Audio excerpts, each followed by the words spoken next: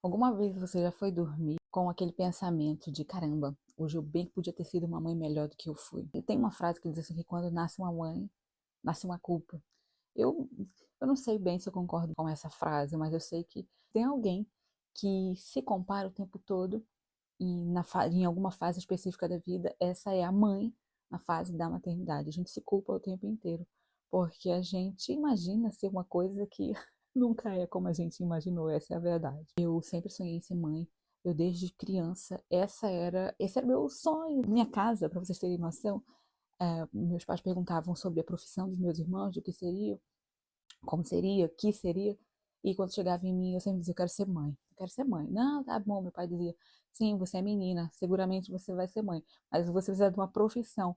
E eu não queria saber, eu dizia, não, eu vou ser mãe. E assim foi. Quando chegou a hora de eu ser mãe, eu não sabia o que fazer. Há 10 anos eu me tornei mãe, né? Minha primogênita tem 10 anos. E durante 3 anos ali, ela foi o centro da minha vida como mãe, como maternidade, né? Me ensinou a ser mãe. Eu acho que tem uma coisa que ninguém ensina pra ninguém a ser mãe, né? Mas a gente vai lutar ali com os nossos filhos, as nossas dificuldades. E eu, ao longo desse tempo, fui realizando muitas coisas na minha maternidade, fui tendo novas experiências. Eu vivo na França e tive ela aqui. Qualquer dia desses eu posso compartilhar um pouco. Teve um pouco de frustração, né, no momento do parto. Mas salvo, passada essa parte da frustração do parto, tudo começou a correr muito bem. Eu tenho um marido maravilhoso que me auxilia, né? A gente se super colabora nesse sentido, no quesito maternidade, em vários outros também. A culpa cai sempre pro lado da mãe. Eu nunca vi na minha vida um pai se questionando se ele estava fazendo um bom trabalho, se ele está sendo um bom pai. Eu duvido que tenha algum homem que pare para fazer esse tipo de questionamento. Do contrário, a mãe é o tempo inteiro se julgando. Será que eu estou fazendo a boa escolha? Será que já é hora de começar a introdução alimentar? Será que eu faço essa escolha disso? Será tudo a gente se coloca como uma pressão, né, de fazer ou deixar de fazer. Quando eu estava então ali vivendo o auge da minha maternidade, a Lolo já tinha começado a andar, já estava com 2 anos e pouco. Pertinho dos 2 anos a gente pensou, se calhar a gente começa a tentar o segundo bebê para que calhe ali quando ela estiver fazendo 3 anos a gente já esteja com o próximo bebê aqui. E tudo bem, eu já estava me sentindo super à vontade, né? Eu tinha trabalhado com criança quando eu era mais jovem no Brasil, então tinha uma certa experiência com criança pequena, não é diferente, é totalmente diferente com o filho da gente e o filho dos outros. Mas eu tinha ali uma certa experiência. E já estava adquirindo a minha própria experiência na minha maternidade ali com 2 anos, quando eu engravidei da Chloe. E aí, quando eu engravidei da Chloe, veio aquela outra questão. Será que eu vou dar conta de criar 2 filhos? Porque para mim eu dei todo o meu amor para minha primeira filha, e a minha segunda eu fiquei pensando, eu não tenho amor para ela. Eu não sei se eu vou conseguir amar. E aquilo começou a me consumir de uma maneira. Eu só pensava nisso. Ah, meu Deus do céu, tomara que eu consiga. Eu orava, Jesus, me ajuda. Como é que vai ser? Como é que vai ser? Entretanto, chegou o dia do bebê nascer. Nasceu, e é isso, é o que eu sempre falo. Nasce um bebê, nasce um amor. O amor vem junto com o bebê. Então, mesmo que a gente faça essa questão, viu, mãe? De repente você é mãe, tá grávida, tá com essa mesma questão, relaxa. Quando o bebê chegar, ele vai trazer o amor dele com ele. O bebê nasceu e eu já li muito independente. Deixa eu fazer só um parêntese dentro desse parêntese. Pra vocês terem noção do quanto eu me achava despachada, assim, desenrolada, quando eu vim da maternidade com a minha segunda bebê para casa, eu tinha colocado um trocador, pedi meu marido para pôr um trocador de fraldas aqui no banheiro, aqui no andar de cima. Entretanto, depois parecia uma mão de obra muito grande, porque então eu tinha que subir as escadas para vir trocar a bebê aqui em cima. Quando eu cheguei, no dia que eu cheguei, eu falei pra ele, olha, eu acho que é melhor tu descer esse trocador pro banheiro de baixo, porque na parte, a gente fica, a sala e cozinha é onde a gente vive mais durante o dia. Mas ele tava trabalhando no dia seguinte e não pôde fazer isso como eu pedi, né, na hora em que eu pedi. E aí eu peguei, acredita, não era muito pesado, mas eu peguei o trocador, pus na minha cabeça, desci as escadas. Quando eu tava descendo as escadas, numa tonteira, meu Deus do céu, me esqueci que eu tô parida há um dia. 2 dias no máximo. E vim embora para baixo, pá, quietei meu facho. Mas para dizer que eu já estava me sentindo muito confiante nesse primeiro momento com minha segunda filha. Corta para algumas semanas da frente. A Charlotte, então, já tinha acabado de fazer 3 anos. Quem é mãe de menino pequeno dessa idade sabe que com 3 anos eles estão com toda a energia do mundo, né? Se afirmando como pessoa e tal. Mas eu não. Eu estava uma mãe recém-parida com meus conflitos. Se eu achava que os meus conflitos iniciais eram ruins, esses de agora estavam sendo piores, eram novos conflitos que eu nem imaginava que era possível eu ter esse tipo de conflito a essa altura do campeonato. E aí então eu comecei a ficar em pânico com o fato de ter 2 filhas e de criar 2 filhas. Tudo para mim de repente virou um problema. Virou um problema eu viver no estrangeiro, virou um problema eu não falar direito a língua, virou um problema eu ter que deixar elas, a maior ia para a escola e a menorzinha ia para a creche.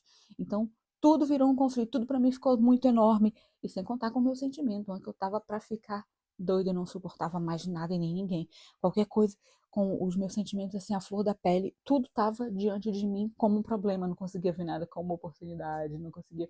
E eu não digo que foi o baby blue e muito menos uma depressão pós-parto, porque isso foi um pouco mais depois disso, né? Pode até ter sido, gente, também não estou descartando com 100% essas possibilidades. Mais à frente, esses questionamentos voltaram. Esse é só um testemunho que eu queria contar. E chegou um dia que eu estava tão exausta de tudo, de todos, que eu chorei, mas eu chorei pior que uma criança. Mas eu tive uma briga com a Charlotte, ela tinha 3 anos.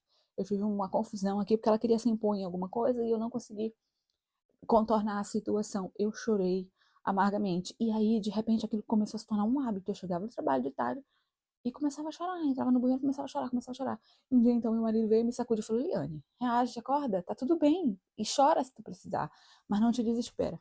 Tu vai dar conta. E, né, deu aquele incentivo dizendo que eu era forte, que eu tinha chegado até aqui, que eu ia chegar muito mais. Pra dizer o quê? Isso foi logo quando elas chegaram, né? Quando chegaram as duas. Eu me senti a pior das mães, a mãe mais incapaz, a mãe mais sem noção. Como que eu trago uma outra criança para o mundo para viver na situação em que a gente vive? Eu não estou me queixando da vida que eu levo, gente. Eu sei, eu tenho sempre o hábito de dizer que eu não gosto de falar muito da minha vida pessoal, nem das minhas conquistas, porque eu sei que existem pessoas que gostariam muito de ter a vida que eu tenho e que estariam gratas, assim como eu sou grata. Então eu não gosto de fazer queixas, né, em relação à vida que eu tenho. E aí, esses questionamentos, durante um tempo, eles pararam, mas eu acredito que a nossa vida materna, ela é uma eterna cobrança. A gente sempre tem essa expectativa de amanhã ser melhor, mas o dia que a gente está vivendo, a gente, muitas vezes, a gente até acaba fazendo escolhas erradas dentro dessa maternidade, desde o nosso olhar como mãe, né? E não interessa a idade que a criança tem, se você vem de acabar de parir, ou se você já está num nível mais avançado na sua maternidade, na questão idade das crianças, porque, por exemplo, agora eu tenho, a minha mais velha tem 10 e a minha mais nova tem 7. Mas os conflitos continuam iguais, né? Eu de vez em quando eu paro, às vezes quando eu estou muito atarefada e eu deixo coisas, escorrem coisas da minha mão por fazer, e deixo de fazer, eu me julgo, eu olho de caramba, eu poderia ter feito melhor aqui. E o raciocínio, ele nunca é diante da situação, ele é sempre depois, né? Porque na hora da situação a gente está ali nervoso, fazendo um monte de coisa ao mesmo tempo, nem sempre a gente consegue raciocinar e tomar a decisão certa no ato. Muitas vezes esse raciocínio vem pós-situação. E aí, esse conflito, na verdade, ele chega diante da gente porque quando a gente idealiza ser uma mãe perfeita, quando a gente faz essa idealização, a gente idealiza com a nossa mente de criança. Quando a gente era lá na nossa infância, ali na nossa primeira infância, até os 7 anos, que a gente tinha uma expectativa de como ser tratado, como a gente esperava ser tratado pela nossa mãe, em alguns pontos que falhou, é normal, gente, é assim mesmo, o ser humano é assim, é perfeito. Então, quando a gente criou uma expectativa em relação à nossa mãe e essa expectativa não foi suprida, ficou guardado no nosso inconsciente e agora na nossa maternidade a gente tenta corrigir nos nossos filhos. Muitas vezes a gente não consegue, porque como isso é um problema dentro da nossa mente, no momento em que a gente é confrontada com essa situação, diante de um problema que a criança traz, ou mesmo de uma situação ali que foi criada, não é a mãe que age, não sou eu como mãe que age. É a Eliane, por exemplo, lá de 7 anos de idade, que é confrontada, que é colocada diante dessa situação.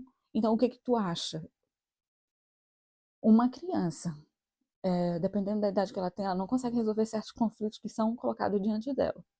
Agora, tu imagina, numa situação dessa, a mãe, com esse conflito, né, com esse trauma que foi arranjado lá na infância dela, é posta diante da criança dela, né, do filho dela, e age ali como essa criança que ela foi no passado, que não conseguiu passar por essa fase, por esse problema.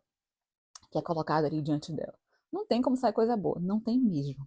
Mas aí o meu conselho, mas o que que a gente faz, Eliane? Porque eu comecei a rever muito a minha vida, quando eu comecei a fazer terapia, eu comecei a rever muito a minha atitude diante da atitude das minhas filhas. Esse caso, por exemplo, eu contei desse conflito logo de cara, quando a minha segunda filha nasceu, eu tive esse problema na minha infância, porque quando eu fiz 1 ano de idade, minha mãe teve a minha irmã.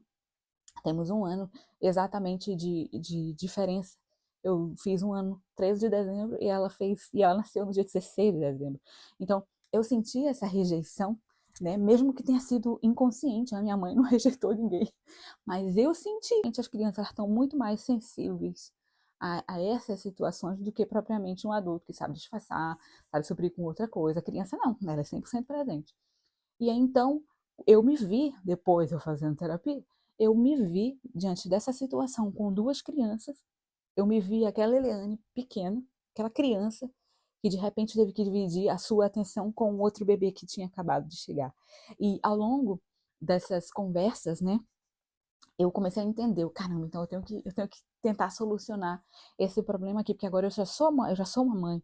Eu não posso ficar agindo como essa criança de 7 anos que não sabe o que fazer ou que está ali em pânico porque não consegue, não aceita, não entende essa nova situação. A dica terapêutica para esse caso, eu diria que é estar 100% presente na situação. Eu sei que é difícil e parece até impossível, mas um exercício de respiração, gente, antes antes que a tampa da panela solte de cima da sua cabeça, você perca totalmente o controle, ele vai sempre muito bem. Então, sentiu que teu coração começou a acelerar rápido e que tu está começando a perder o controle, faz um exercício de respiração, cheira a flor e sopra a vela, várias vezes, quantas vezes forem necessárias, 5 vezes no mínimo, e aí então tu toma ali a próxima decisão. Por quê? Se a gente, diante de uma situação dessa, a nossa mente vai sempre recorrer ao nosso trauma diante de uma situação parecida com o que a gente viveu no passado. Então, volto a falar, aquela criança lá que foi colocada numa situação dessa e guardou essa informação como um problema, quando for colocada adulta diante de uma situação dessa, ela vai voltar lá e vai agir como essa criança pequena.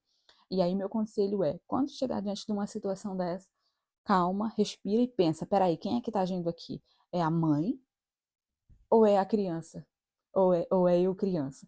E aí você escolhe que decisão você vai tomar, se você vai seguir pela sendo a mãe que deveria ser ou agindo como uma criança. Acima de tudo, o meu conselho é, minha amiga, não tente ser a mãe perfeita, porque a gente nunca vai ser a mãe perfeita. Não existe possibilidade da gente ser a mãe perfeita. A gente é a mãe perfeita para os nossos filhos, apesar dos nossos defeitos, das nossas dificuldades, das nossas fraquezas, a gente é a mãe que a gente pode ser. E aí eu te faço essa pergunta: se você vive esse tipo de conflito materno, te convido a ficar aqui comigo nesse canal. Te espero no próximo vídeo para a gente conversar um pouco mais dessas peripécias da maternidade, de como a gente pode avançar nela. Quero te dizer, você não está sozinha. Se gostou desse vídeo, já sabe, te inscreve aqui no canal, deixa aqui um like. Te espero no próximo vídeo. Deus te abençoe. Tchau, tchau.